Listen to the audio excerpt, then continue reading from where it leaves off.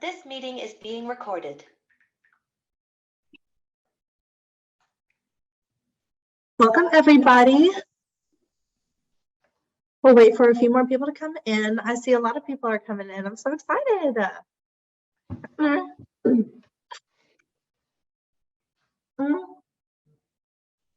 We really appreciate y'all's patience in the waiting room. We had a little bit of technical difficulties. We're almost there, or we're there now. Let's wait just a little bit longer to start.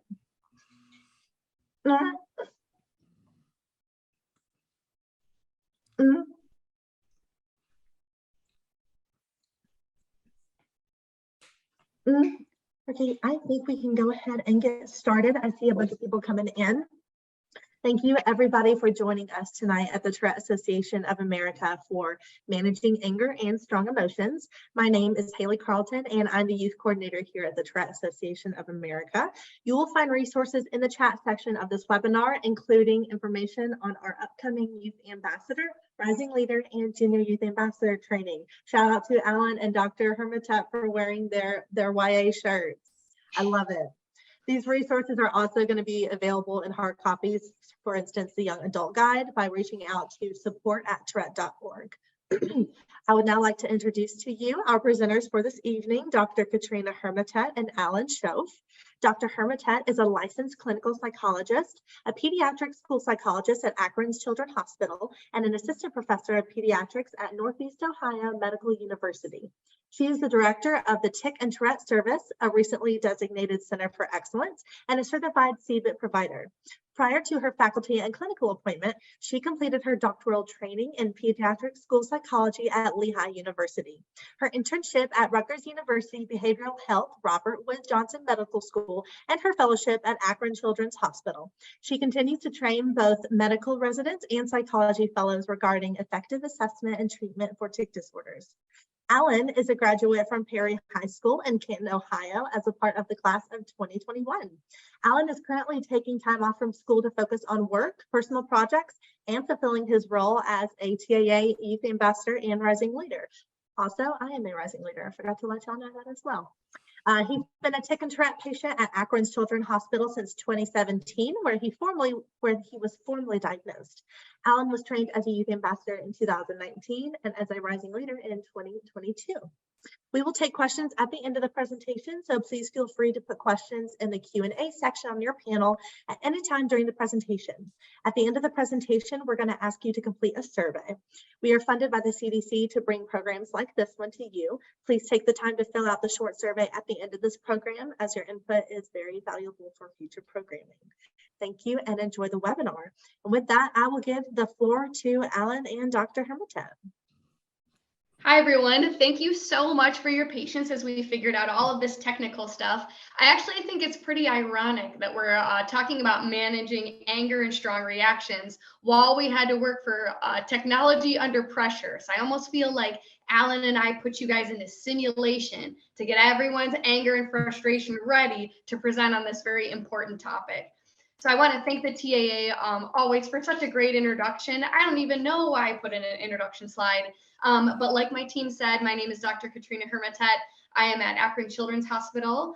Two pieces that might be important for you guys to know regarding this presentation is I also serve on the TAA Medical Advisory Board, and I'm a member of the Emotional Control Subgroup. And there actually are subgroups that nerd out about emotional control and anger and emotional regulation. So I feel very, very excited to talk to you guys about that topic today. So I will actually kick it over to Alan to introduce himself, and then we'll talk a little bit about where we're from. Alan? Thank you, Katrina. Hi, like I said, my name is Alan Schoaf. I am a youth ambassador and rising leader for the Tourette Association of America. I have been a patient at Akron Children's since 2017 when I was formally diagnosed. Actually, I've been a patient of Dr. Hermitet's ever since that was the case and still am to this day. And like she said, I share her enthusiasm with this webinar. One of the things that we always have to go through is managing these emotions such as anger, and I'm really excited to be able to present with you guys on this. Great. So I always feel like in addition to introducing ourselves, we have to introduce Akron, Ohio. So Akron, Ohio is its own city. We are not a suburb of Cleveland, but we're about 40 miles south of Cleveland. If you've heard of Akron before, the things that we're probably most famous for are the son of Akron, LeBron James, Devo, Chrissy from the Pretenders, the Black Keys, and probably the best burger of all time. I would say maybe even better than In-N-Out, and that would be Swenson's. So that's a little bit about Akron, Ohio. A lot of the topic that we're going to be covering today can actually be found in this really nice pamphlet that was developed by a couple of us in the subgroup in partnership with the CDC and Tourette Association. And so for those of you listening, I would like some more information or even some more information about the research base that we're pulling from. This is a really great material that was published by the TAA recently. With this topic today, I am hoping that we can have some fun, we can be open, we can talk about our own experiences with anger and strong emotion. And so I'll be honest, I am in the presenter role, and so I might not be able to see a lot of that really good chat that's happening. So feel free, my team members, if there's some good comments that are applicable to the slide we have, just interrupt Alan and I. And throw those out there, because my hope is to make this more discussion based and less didactic. So the agenda for tonight, the first thing that we're going to do is we're going to introduce what's called the cognitive triangle. So for any of you that have been in therapy, so whether that's cognitive behavioral therapy, whether that's CBIT, or whether that's another type of treatment, this triangle might be very familiar to you. We're also going to talk about that anger and strong emotions. And, you know, it's pretty fun. While we were putting this together, I could not stop thinking about a specific Christmas movie. So we're going to actually anchor it to a couple holiday movie examples tonight. We're going to talk about our own triggers for anger and strong emotions. And then finally, we're going to wrap up our discussion by talking about coping with strong emotions. I always say this, that as a pediatric psychologist in this field, you guys are my greatest teachers. And so while I will be giving you a research base tonight, do not let me talk about your experience. So if you have greatest strategies for coping, if you have a unique insight on triggers that you have, please share those with us, because you, like Alan, are truly my greatest teachers. Dr. Katrina, I just need to interrupt you just for a second. I don't think your slides are changing. I see you might be on slide 5, but we're still seeing the intro slide, the title slide.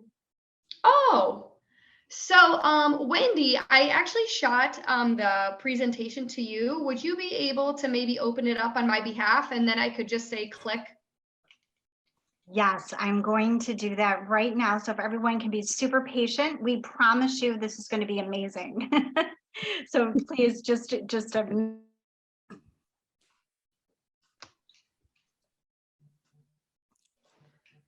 Hi everyone, while we wait, I can see you now though.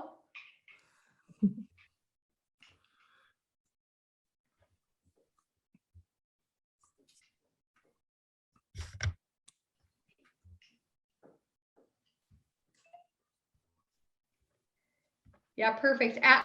While we're waiting, we can just chat. Alan and I go so far back that we actually wore matching shirts tonight. So that shows you how deep we roll.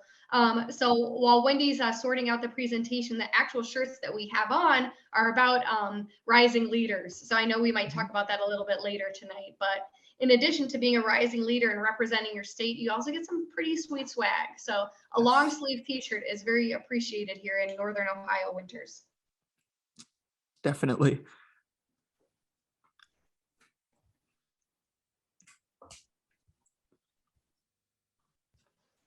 And for those of you that are super sensitive in terms of clothing, like I have to cut off tags on all of my shirts because they make me tick more. They're very comfortable. Like certain clothes make me tick way more than others, and this is one of those that even though I'm still ticking, it's way less frequent than it would be if I was just wearing a shirt that would be uncomfortable. So, oh, okay.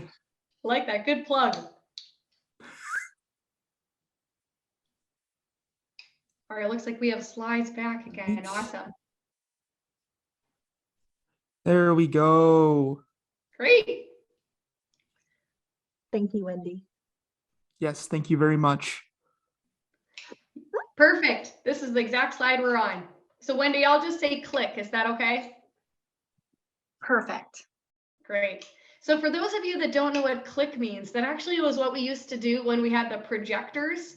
So we used to have a projector prior to computers in the classroom. We would have a projector where it would, like, you'd actually click a button so that the like picture could fly through the screen. So let's talk about this cognitive triangle. And actually, I'm going to let Alan talk a little bit about this. So the cognitive triangle is the bread and butter of what's called cognitive behavioral therapy. And the way that I describe cognitive behavioral therapy to others is often when you start treatment, whether that's tick treatment or therapeutic treatment, you look like that squiggle to the left, right? You don't know maybe where your thoughts and your behavior and your feelings start or begin. And so if you're working with a really solid cognitive behavioral therapist, they're going to take that squiggle and really help you organize across those 3 points, across those cognitive thoughts, those behaviors, and those feelings. And so, Alan, to the level that you're comfortable, could you talk a little bit about your own squiggle experience? So maybe how you arrived at CBIT? Yeah, so when I first started beginning treatment and we went through the process of going through CBIT, there were a lot of nerves about going into what it would be like, because up until that point, I had never heard of what Tourette syndrome was. I just knew that I made a lot of sounds and movements, and I had a lot of emotional issues going into that made them way more frequent than they were when I was younger. It led to me lashing out at times, being frustrated, and constantly having intrusive thoughts that were very self-damaging. And we didn't know where exactly to put into place where the thoughts began and where that led to certain behaviors, such as, unfortunately, self-harm. And we kind of had to go through the process of realizing that this cognitive triangle of trying to connect the feelings caused by the thoughts that led to the certain behaviors, and therefore just sort where the anger stemmed from those feelings that led to certain things like those intrusive thoughts and the behaviors that caused them. That was perfect, right? And this is my $1 million question. So this, I always joke that this is how I'm going to save everybody thousands of dollars in therapy, right? So thoughts, feelings, behaviors. I can see the chat now, which makes me so excited. Does anybody know which of those 3 is the easiest to fix, the easiest to address? Thoughts, feelings, or behaviors? So put that in the chat if you guys have an answer. Of course, Alan, do not participate because you've heard me say this many times. Thoughts, feelings, behaviors. Which one is the easiest?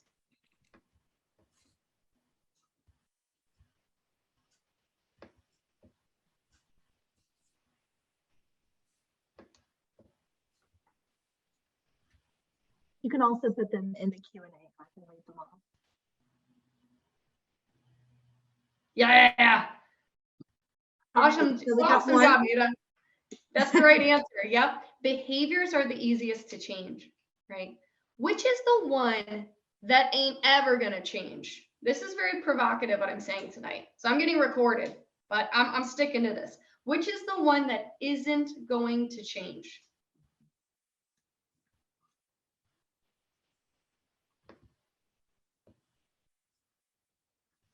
Man, Maida, you're on it. That's the right answer. Yes, feelings. So feelings is the right answer. So 10 years from now, if you guys decide to do therapy and a therapist says to you, hey, Maida, I'm going to change how you feel about something, fire that therapist, right? Because good therapists work on thought, right?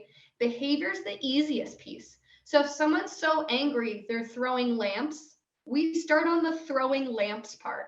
We don't start on the why are you angry part. Let's take your anger away, right? The theory with CBT is if we start with behavior first, if we start with the easiest, that helps us change thoughts, which might drag and pull emotion, might drag and pull feelings. But there is a chance that feelings stay, and that's okay. So I've seen this great analogy going on around on Instagram about grief, right? If you have lost somebody, especially around the holidays, that can be a very challenging feeling to have. That grief might always stick with you. But those thoughts that you have around your grief process or the behaviors that you engage in to quell grief, that's how we start to address that very complicated emotion. All right, you can click it, Wendy. All right, so this anger and strong emotions, what are they and how do we define them? So you can click this one.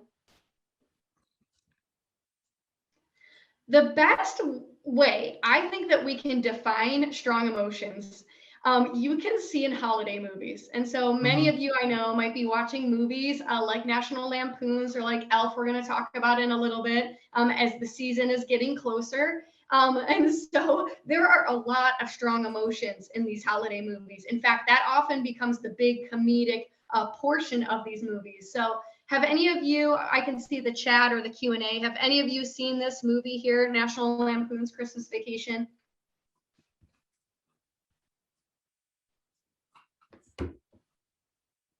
Yeah, so it looks like people have seen this. Right, so the big zenith in this movie is when Clark Griswold just can't take it anymore, and he goes on this massive monologue. I was actually going to include it, but I didn't remember how many swear words it had in it, so I didn't. Too many. He goes on this massive monologue about how he is owed a bonus from his boss, right? And so I think that's a really important example that we're actually going to use tonight. So one of the things that I was going to have us do, and we won't do it for time, is something called a Mentimeter. And what that is we take words that you guys might experience and we'll make them into a cloud. And so what I'd like to do, Wendy, is I'd like everybody to put some strong emotion words in the chat. And then I will take all of those chat words and I will put them in a cloud and we can send them to our attendees. So when you hear the word or the term strong emotion, what type of words come up for you? Anger, violence, passion. What words come up for you when you hear the term strong emotion? What's a strong emotional word? And I can read some of these off, Dr. Katrina. We've got Perfect, rage. yeah. Rage, that's a good one. Anger, out of control. Anger, love, sadness, rage again, hatred. Anger, wanting to break or punch something. Anger again. Those are strong emotions. Ecstatic, irate, fear. We have another fear. Destructive, wanting to cry out of anger. I've definitely been there, Myra. Confusing, that's a good one. Anxious, that's also a good one. Yeah, those are great. Alan, would you want to add any words into that you've experienced? Any strong emotion words? I was going to say hatred, but someone already beat me to it. Ooh, So someone put I think I'm gonna exasperated. go with stressed would be mine. Yeah, it's amazing too, because a lot of the words that I'm seeing in the chat are words I think that a lot of us have experienced, right? Anger and frustration and hatred after living through a pandemic and having so many of our opportunities for milestones pass us, right? Rage and sadness about people not understanding what tic disorder is or what we're living with, right? Like a lot of those words, love and passion, when you find that community or you find something that you're passionate and you're connected to. So many powerful words, right? And they really represent almost like the two poles of emotionality, right? Those strong emotions. I saw rage come up a lot, right? And as you guys know, a lot of times when we talk about tic disorder and Tourette syndrome, we talk about this concept of rage attack. So in the chat, have you guys heard of rage attack, or how would you define that concept of rage attack, this phenomenon that's historically associated with TS?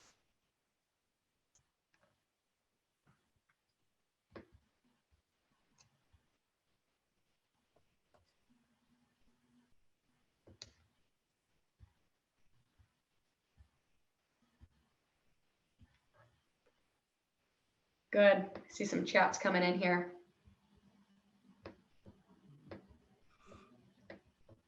Yeah. first moment of anger, rapid heart palpitation or tantrum, perhaps, rage attacks. Yeah, that's perfect. Really, really good description. So what I would say in my field is that's a really, really good operational definition. That's really good. Alan, would you add anything to like the definition of a rage attack, or have you ever experienced a rage attack before? Thankfully, I've never, as far as I know, I've never experienced a rage attack, but I do know someone who does have them at times. And the way that she has described them to me is almost being like blinded by your feeling of anger to where you don't even realize that you're lashing out.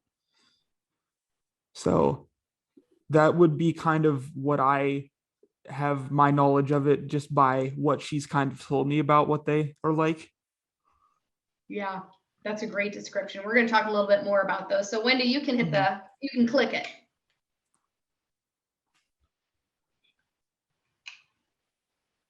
Oh, there's my cool gifts, guys. That is the zenith of my technology skills. I was so excited to put those in. Another theme that I heard is this idea of anger, right? So even rage would probably be a way that we define anger. So for those of you that might be DSM nerds or want to have a future in mental health therapy or psychology, the question I have for you guys is anger a mental disorder? So if I look in my DSM, my Diagnostic and Statistical Manual, am I going to find anger in there?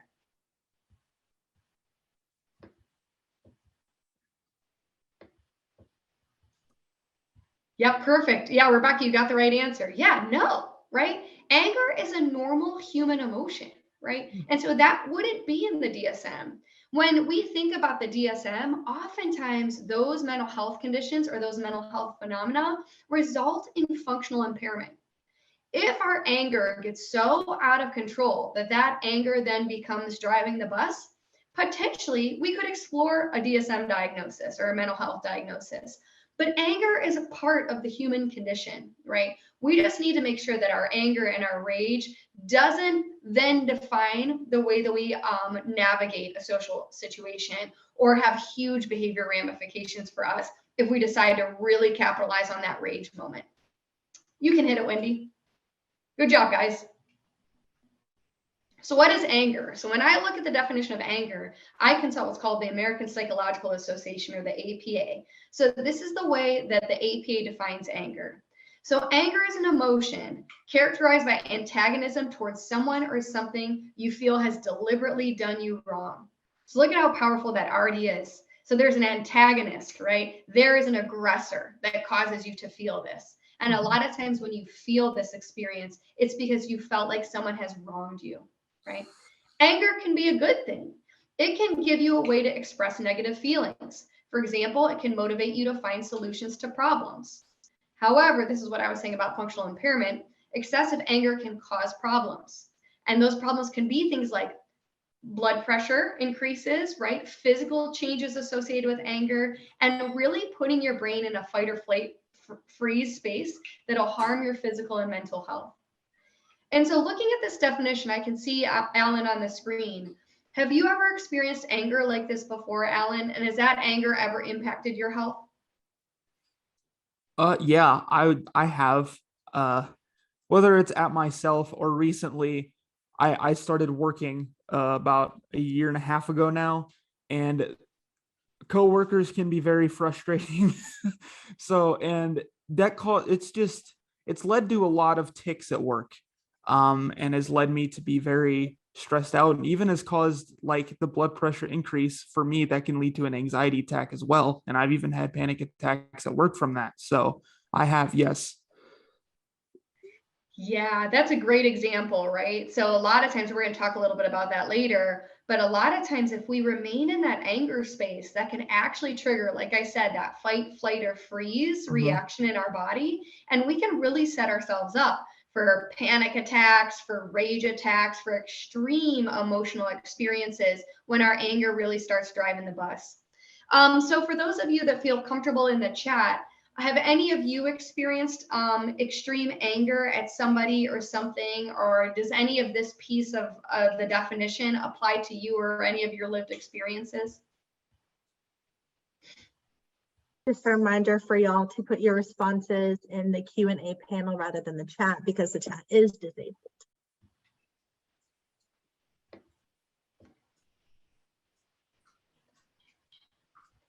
Yeah, that's great. Yep. So someone wrote in there and said definitely they've experienced these. Another individual said that their son has experienced this. Yeah. Another person talked about how they can see it in their son.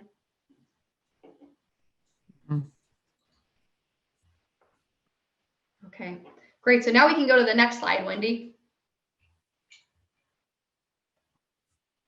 So some of you might be familiar with this. This is called the zones of regulation. And when I was finishing up, high school, this was becoming no pun intended, all the rage to use with our students that really were having emotional control issues at school.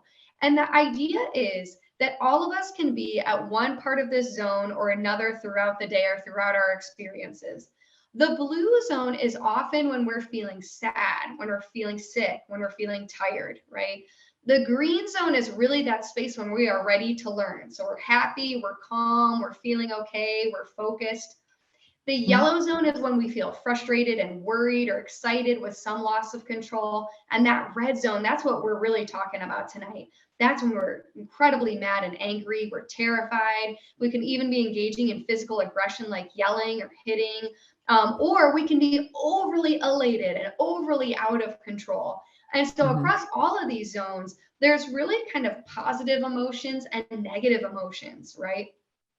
It's funny because often when I see patients in my own practice at Akron Children's Hospital, often they're in the green zone, right? We've created a safe space. They're talking about concerns that they may have had in the past or ways to help me prepare in the future. But a lot of times I'm trying to get them to learn skills in the green zone that they're going to have to apply in the red zone. And that really takes a ton of practice. So the example I often use is what's called like muscle memory, right? We have to practice and practice and practice relaxation and coping strategies while we're calm. Because when we're in the green zone, like this description says, that's the place where we're best ready to learn, right? So when somebody comes to see me and they might be mid-rage attack or mid-panic attack, my responsibility is to make sure that they feel safe. That it is not my responsibility to get them to learn. And for those parents, because I see a couple of parents in the chat, for those parents that have experienced rage attacks, oftentimes the best learning comes when that child's calm, right? When they're in a rage attack, in a lot of ways, at that moment, it might be too late, right? It might be making sure that our pets and our siblings are safe. We get them through that red zone moment. And then when they're back in that green zone, or maybe even in that yellow zone, we start to talk about coping skills, and we start to talk about what were the antecedent or the triggering conditions. So great slide. Actually, again, in the brochure that we made with the TRED Association, we talk about this concept of zones of regulation. For any of you that have not experienced the zones of regulation, this is a skill set that occupational therapists are very, very well versed in and often use in their practice. Alan, any comment that you want to say about the zones of regulation? I saw your face. You look very familiar with this. Yes, I actually have seen this before even going into CBIT treatment. Where in Canton, Ohio, mental health is something that is very prevalent and is preached tremendously, thankfully now, due to unfortunate circumstances within the area of many teenagers, especially suffering through a lot of mental health issues. So these zones of regulations were something that we see all the time at school. They would talk about. And I just want to say that it's possible to be in each one of these zones in one day and just have that mood change shift throughout the day. So if you're here for someone in your family, for say that happens, they may be completely in the blue zone towards the morning, and then later they could be in the red zone, and then later in that evening again they'll be in the green zone. I've had days like that where I've been absolutely in the red zone before, but by the time we get towards later in the day, I've managed to end up being in a good mood, and I would say that I was in the green. So, and like Dr. Hermitet said, I keep calling you Dr. Hermitet. I can just call you Katrina for the terms of this webinar, but it's such a habit. I apologize. Like she said, it's the easiest way to retain what we're going to go over, like these coping mechanisms later in this webinar, in that green zone. And by the time we get to that red zone, it can just be more difficult. Yeah, I would also say too, this actually just came up for me today with a family. Oftentimes when families maybe refer to me or they're getting ready to start treatment, sometimes magically when it's finally their turn to start CBIT with our team, their child is suddenly in the green zone. They're happy, they're calm, their tics are in control. And so then they want to call our service and cancel. And so what I always say is I always provide this brochure. I always talk about the green zone because often the green zone is the best time to learn CBIT strategies and the best time to use cognitive behavioral strategies. All right, Wendy, you can hit.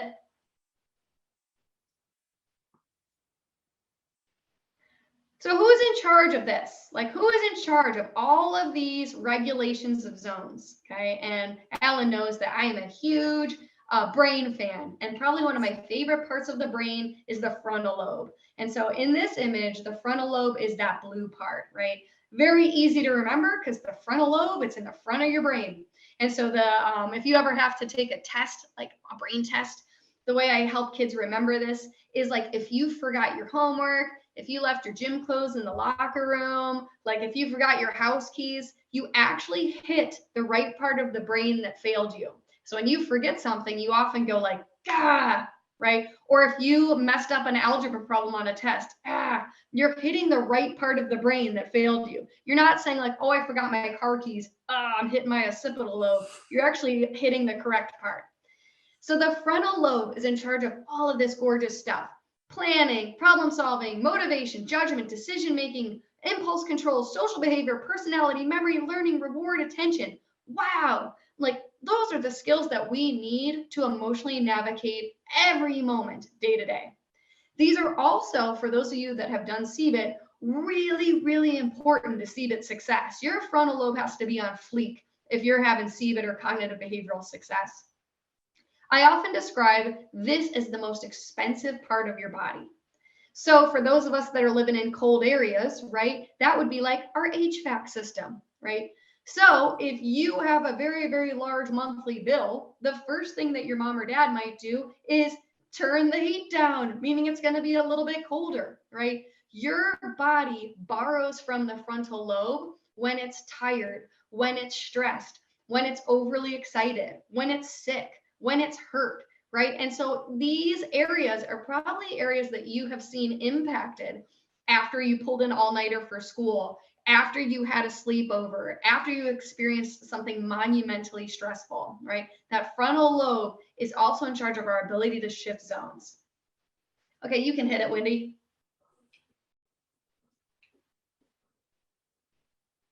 Okay, perfect. My other favorite part of the brain, I might as well just say this, that we talk about a lot in my CBIT treatment is the motor cortex, right? The motor cortex is in charge of automatic movement. So it's all the stuff that we do that we really don't have to think about. A lot of times when people are in a rage attack, they are in fight, flight, or freeze. And so the part of the brain that's responsible for fight, flight, freeze, survival is the amygdala and the motor cortex. That's often why when people are in a rage attack or if people are experiencing extreme anger, they might physically act out and not even remember that they did that. So Alan, have you ever had an experience where you were living in your motor cortex where something was so extreme that you really weren't using that frontal lobe? Yes, I've been in multiple. We'll pick a less extreme version for the sake of webinars. But I would say the very first time I've ever had an anxiety attack would be the one where it just impacted me the most, because for those of you who have had panic attacks before or have had them more often than not, more than once, the very first time you're having it is actually more terrifying than whatever the situation was that caused it, because you've never experienced that feeling before. And I just completely shut down. I did not know where I was. I forgot what breathing was and what it meant to do. And I couldn't move. I completely shut down. And yeah, there was nothing going on in that frontal cortex. Yeah, So Alan, if you were in the midst of a panic attack or like a rage attack, and I was like, hey, let me tell you about that frontal lobe, that motor cortex, and that basal ganglia, would you be able to hear me if you were mid panic attack? No, and if I did, it would immediately go in one ear and out the other. Right, right. So that's kind of our theme of our discussion tonight, is a lot of times learning the most we can about our anger is actually learning when we're in that calm space, when we're in that when we're in that green zone. Great. Um, for those, I know a couple people wrote panic in the chat or feeling extreme anxiety and stress. The best example or phrase that I have heard about panic attack is that the body keeps score, which means that when people experience panic attack, a lot of times their body has been keeping score and storing energy for a long time, right? So they might have experienced stressor after stressor after stressor, and they didn't have an outlet, right? And so their body kept score, their body kept track, and then they reached that critical moment where their body might have felt like it had been chased by a python, but it was just another Tuesday night, and it went into full fight, flight, or freeze mode, right? That's the best example that I have to describe panic attack. And when we look at panic attack treatment, a lot of panic attack treatment is knowing our triggers and being able to tell our brain, even mid panic attack, I am having a panic attack. I am having a rage attack. Being able to have that kind of meta dialogue with your brain is probably the core, most important part of treatment. So now let's talk about triggers, right? That is a hot button word, I think, used a lot in your generation and my generation, right? We are very comfortable talking about the things that trigger us. And I love that as a therapist. I love that as a psychologist. And so I have this GIF. I just loved it. I think it might work. Wendy clicks it again. Again, I'm using all those holiday movies. Elf was triggered when that very poor Santa smelled of beef and cheese and wasn't fully committing to his role, right? So Elf became in an anger and a strong emotional spot, saying to Santa that he was living on a throne of lies because of his poor Santa impression. You can hit it, Wendy.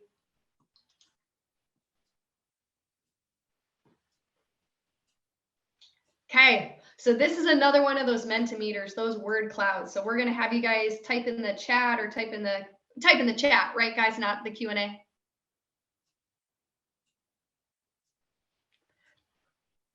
Type in whatever chat. I'm sorry, Katrina, it's the Q&A, not the chat. They have to type it in the Q&A. Thanks. Yeah, type in the Q&A, you guys. What triggers you? What kind of things trigger you into that anger space or that rage attack?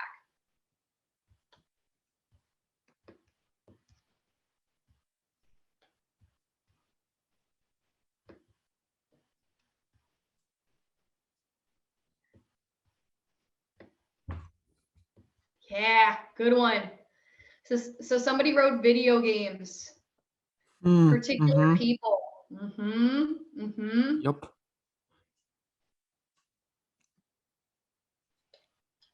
Particular people I definitely sympathize with. Yeah, do you want to speak on that, Alan? Siblings. Yeah. I went through dealing with pretty extreme bullying through my younger, like mid-teen years. And for the longest time, there were certain people that even just being around, they wouldn't even need to say a word. Just their presence being in mine was enough to just make me very unhappy and angry.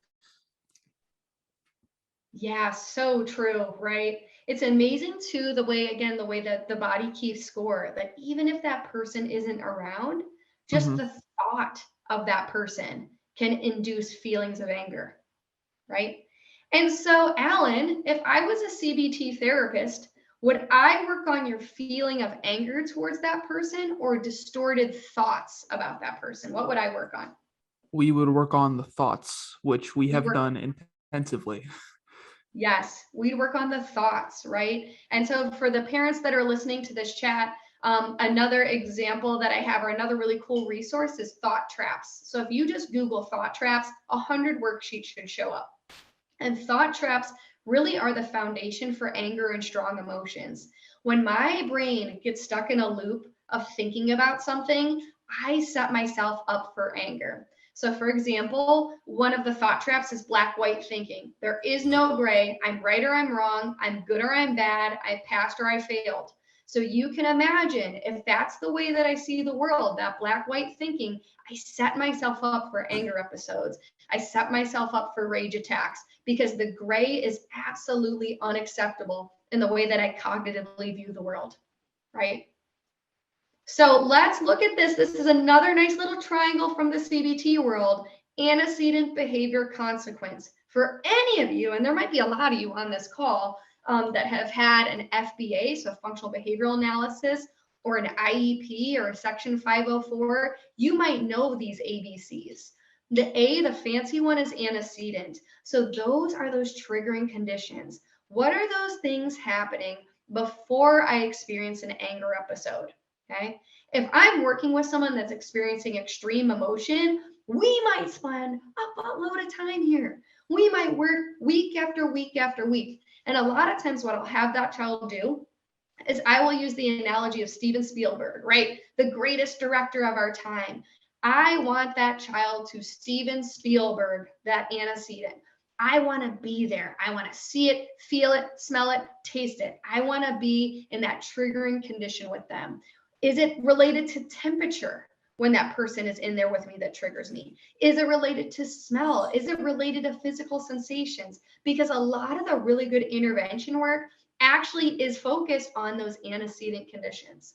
The behavior is what you do. So after that setting event occurs, what's the behavior, right? And the final one is the consequence. So the consequence can be positive or negative, right? So the consequence might be the triggering condition is I'm playing video games and I'm loving it. My parent takes that away. The behavior is I tantrum. And the consequence is maybe my mom's so frustrated with hearing me whine, she gives the video game back. That'd be a positive consequence, right? Maybe my mom is so annoyed and agitated, she takes my video game away for a week. That would be a negative consequence. So sometimes parents can get stuck in an anger loop because they're accidentally giving positive consequences to that anger episode or to that rage attack.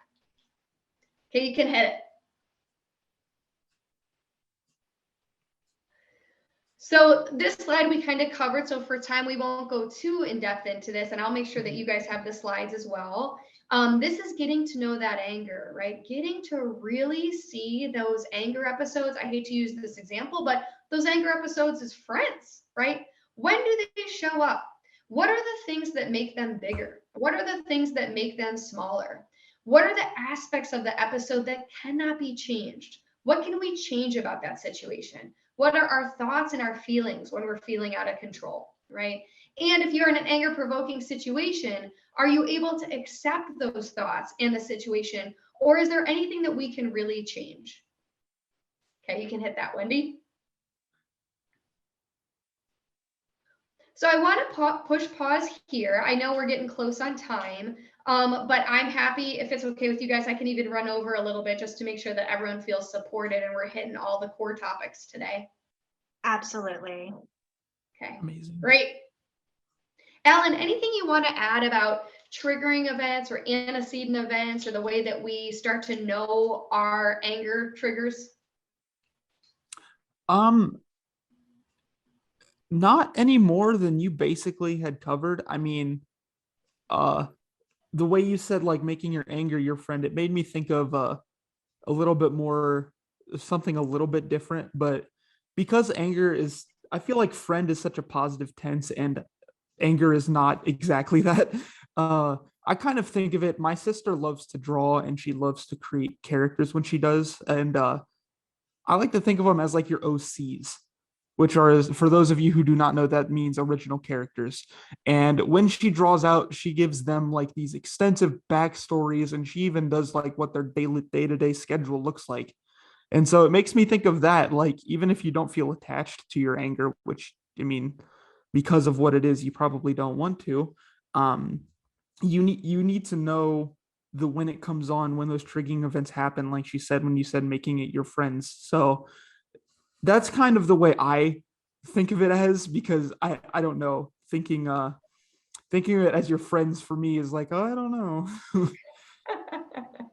Yeah, that's really fair, right? And, you know, all of us experience anger in a different way, right? And if we try really, really hard to control an emotion that's very natural to the human experience, all we do is still experience that motion, but also add guilt and shame. And for any of you that have experienced guilt and shame, I would say that those are probably the darkest, most complex emotions, right? Mhm. And so there are things that you might be angry about. And there's something about radically accepting that that emotion is a true emotion that you're feeling without trying to change it, but really working on those cognitions and really working on that behavioral output. That just because we're angry, that doesn't mean we need to make the environment angry, right? Or we engage in angry behaviors, or we have really, really distorted thoughts. So now let's talk about learning to cope. So as you guys remember from all of my movie examples, how Elf loved coping with his syrup and sugar, right? So when he was feeling really stressed out about this new relationship that he had with his dad and being home alone for the first time while his dad was at work, he loved him some spaghetti and marshmallows. So we're going to talk about maybe effective and not effective ways to cope. So you can hit it, Wendy.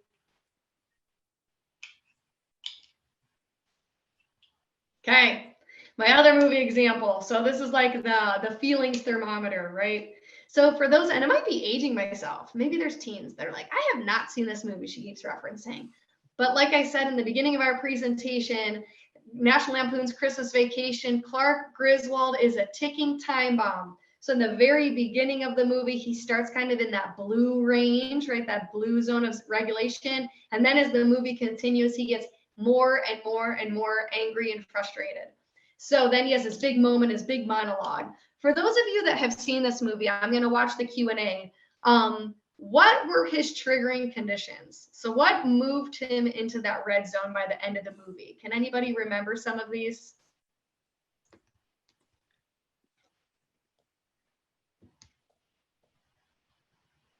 Mhm. Someone said not getting money, lights Yep. didn't work, Yeah. constant pressure, Mhm. Yep. family drama, Yes, there it is. not being able to pay for the pool for his family. See, y'all saw it. Oh, this makes my heart full. Could you imagine if I pulled this analogy? Everyone's like, only you watch that movie, Dr. Hermitage. Yes, right. So exactly, I like the person that said constant pressure. He was feeling pressure from his family, from his in-laws, from his judgy neighbors, right? And it cooked and cooked and cooked until he had a straight up rage attack, right? So now we're going to talk about maybe ways that he could have coped before the mega monologue that I can't share with you because of all of the swearing. So hit it, Wendy. Okay, great. We're back to this darn triangle again. So this is probably my theme, is this shape. So there are ways that we can cope our thoughts, our feelings, and our behaviors. Okay, you can click it. All right, so let's start with feelings. Hey, remember that thing that I said that's impossible to control, right? Mhm. A really, really good tool that I often use for younger patients, but I think can be a really effective tool for even some of my very advanced learners and my younger patients is what's called the feelings thermometer. So being able to recognize when is the lowest of the low in your emotion thermometer and when is the highest of the high, and being able to rank that, okay? I have worked, and I mean it, with some of the most brilliant people I have ever met, and they all have TS and tic disorder, right?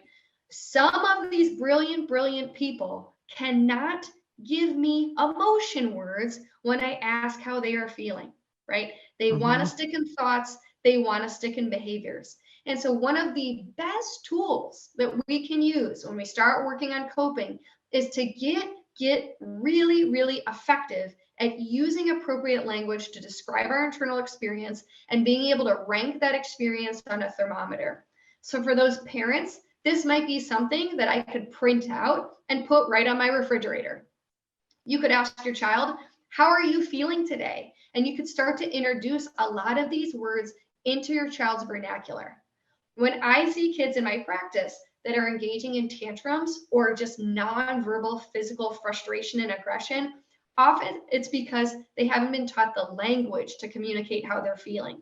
If they only use the words, if they only know the words mad, happy, sad, and they're feeling something else other than those three, it's going to come out in their body language because they don't have the verbal language for it.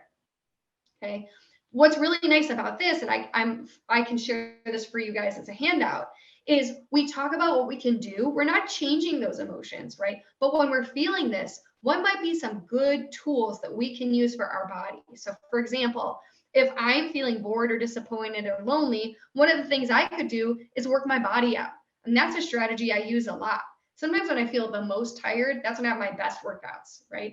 If I'm feeling confused, embarrassed, excited, I'm acting clingy and hyper, I could take deep breaths. I could tell my body I'm not in fight or flight. I could engage in positive talk to get myself out of those thought traps, right? If I'm agitated and angry, right? Or if I'm shutting down, I can take deep breaths. I can take a nap. I can pull myself out of a situation. Alan, looking at these, are any of these strategies that you have used before along the range of the feeling thermometer? Yes. I am a firm believer and consistent preacher of the combination of diaphragmatic breathing and muscle tension relaxation. I feel like I say it more than Katrina does at this point in my life.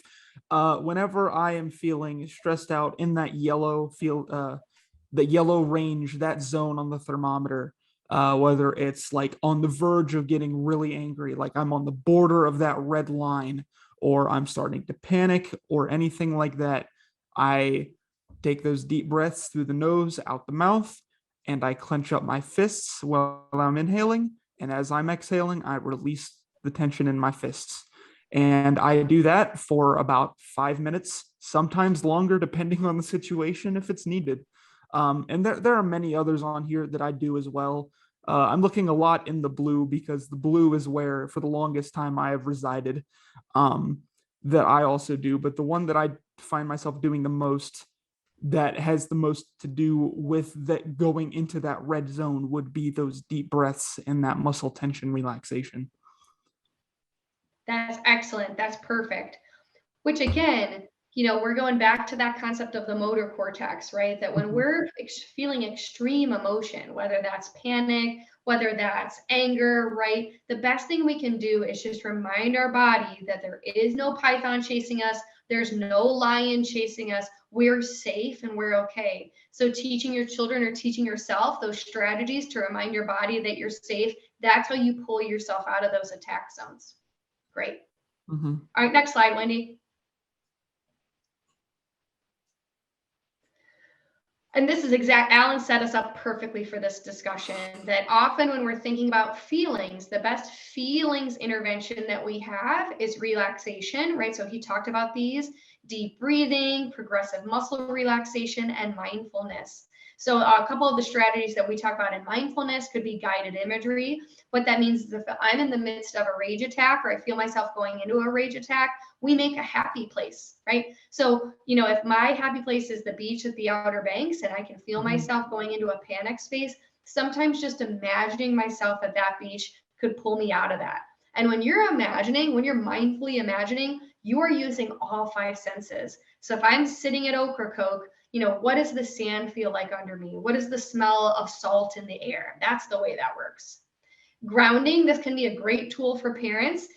Even if your child is a teenager, playing I Spy, that's probably the best strategy I have. So sometimes when kids are mid-rage attack, I will coach the parent to say, I spy something yellow in the middle of their rage attack, right? Because that grounds you, that brings you back to your visual cortex. And that has been a very successful strategy for kids that are already in full panic or rage mode to kind of come back to earth and use that amazing visual cortex to bring you kind of back at your feet. Okay, next slide. All right, so now we're on behaviors, right? This is that air quote easiest part of the triangle, right? And these can be really hard to do. So I am not saying these are easy. So for any of you that's been full on anger episode and rage attack, even thinking of the idea of walking away, especially if it's towards an aggressor, can be really, really hard. Alan gave another really good example of moving your body. So even if that's clenching your fist or walking in place or doing something kind of safe so you don't take out your aggression on others, would be a great tool.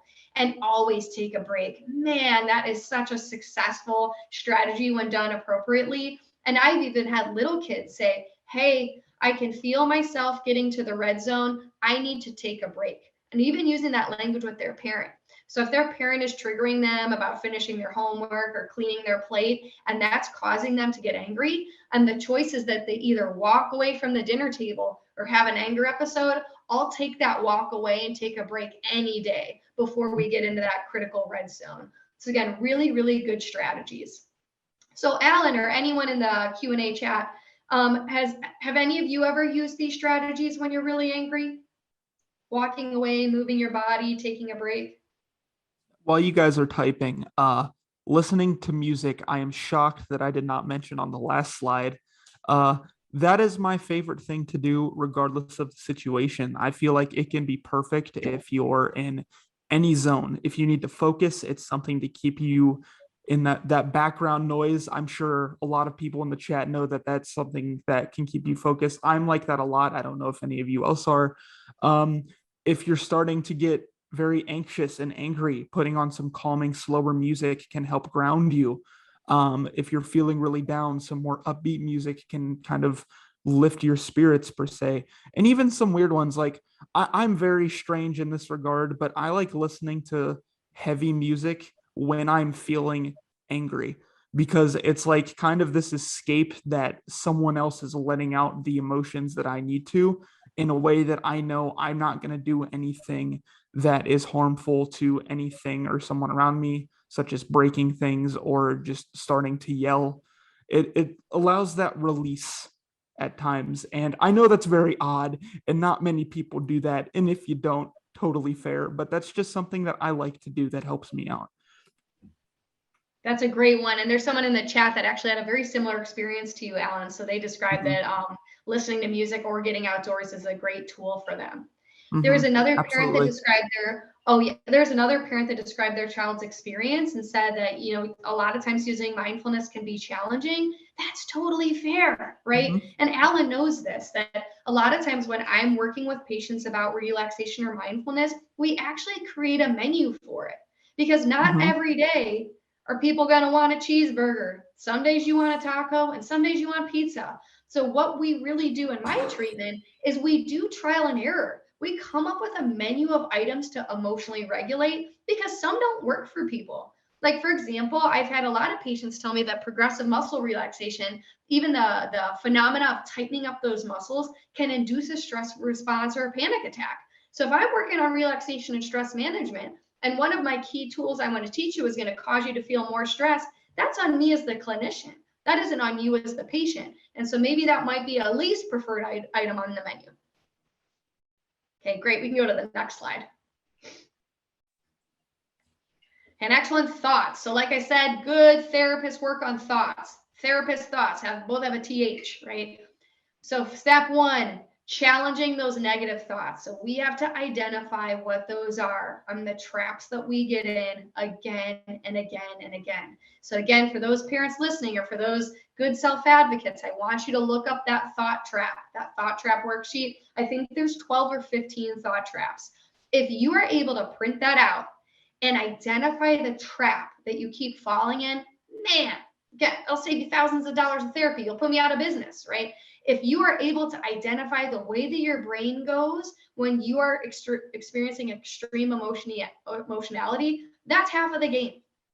Once you have identified those thought traps, then you engage in positive self-talk, or what I like to call thought challenges. So if I have black-white thinking, using that example from prior, if I have black-white thinking, the positive talk or the alternative thought would be, it's okay to be in the gray zone. And I might say that externally, so I might say that out loud, but I'm going to practice that internally, right? So first identify the thought trap, then identify a challenging thought. Oftentimes that challenging thought is the opposite of the thought trap, okay? When you get really good at that, that might take months to be able to do that. When you get really, really good at that, then you start asking questions like this. What might make this situation better? What do I have control over? And what do I not have control over? And how can I deal with that? How can I help myself, right?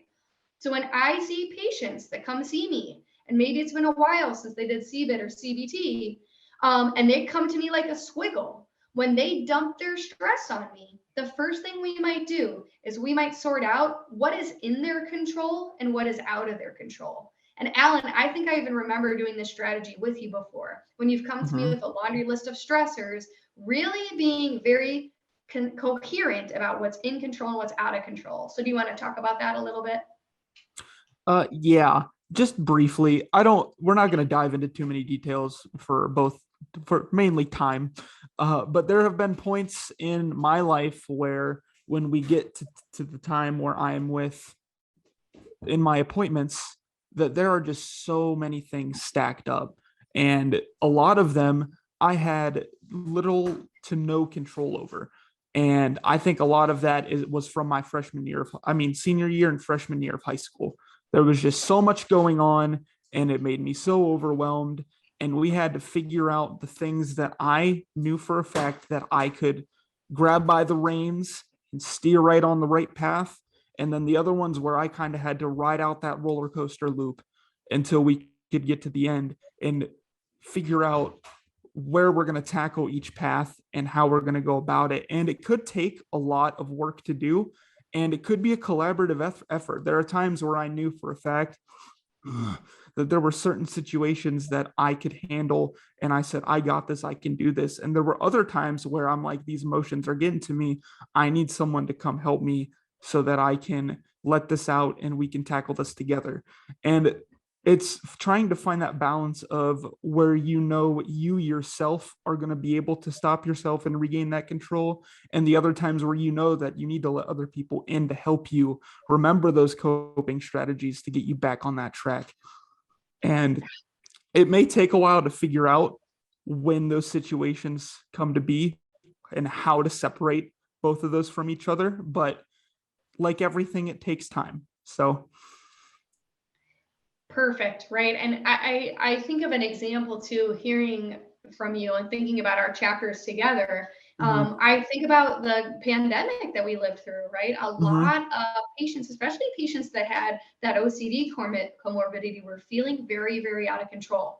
And a lot of them that had contamination fears came to me and said, Dr. Hermitet, I told you this was coming. They were prepared for this more than I was, right? And so while they might not have control over the contamination of COVID or the proliferation of COVID, something that they might have control over is how much media they were consuming, right? And so that would be a goal, because that's a behaviorally anchored goal, that maybe we limit media consumption, because that media consumption was causing us to have massive fear response, and that fear response might not change, and that's okay, right? But it also made us put ourselves in a cognitive trap or a thought trap of catastrophizing. So again, using that CBT, that thoughts, feelings, behavior, and sorting it out. All right, so last and final slide. Again, so these are all our strategies kind of across the spectrum. So the theme that you've heard across all of these is to take a break. So we can go to the next one. This made me laugh. Actually watched this holiday movie this weekend, right? Thinking about this presentation, that when little Macaulay Culkin here found out that his parents did indeed leave him at home while they went on their international trip, he lost emotional control in the best way ever. So he was eating pizza, running around, shaving his face. So a great example of him probably in the red zone there with his excitement. So I am happy, team members, to take questions in the chat and stay on as long as you guys need to feel supported. I can also answer those chat questions by email too if the asker has left. Again, thank you guys so much. You being here and learning about anger is step 1 to 97. And so I'm really, really proud of those of you that have gotten on here at 7 o'clock at night in the middle of a school or work week. That shows me what an advocate you are for your children and what an advocate you are for yourself. So again, just so incredibly honored to be part of this community. And I'll take any questions. Thanks, Alan, always for being my partner and my greatest teacher. Thank you Absolutely. so much. Thank you guys again as well. I'm just going to reiterate everything said there. We appreciate so much just being able to hear us out with everything that we do. And I'm very grateful that we have people like you that are willing to advocate for your kids, yourselves, or any other family members that you know. And it just means a lot. Sorry, Haley. No, you're fine. I just wanted to thank you both, and thank you to all of our attendees. I'm taking a look at the Q&A section to see if there were any last last minute questions. We also will, for any questions that didn't get answered, we can send a follow-up email and answer those questions. But yes, once again, I just wanted to thank you so much, Alan and Dr. Katrina. I especially found this webinar very useful for somebody who has had a unfortunate history when it comes to rage attacks. And so I was listening and I was like, oh my goodness, I don't want to list all my triggers, but I know it would. But yeah, I just wanted to tell you all that I really appreciate it, and I hope our attendees did too. Our attendees will also be receiving a follow-up email with the link to our survey.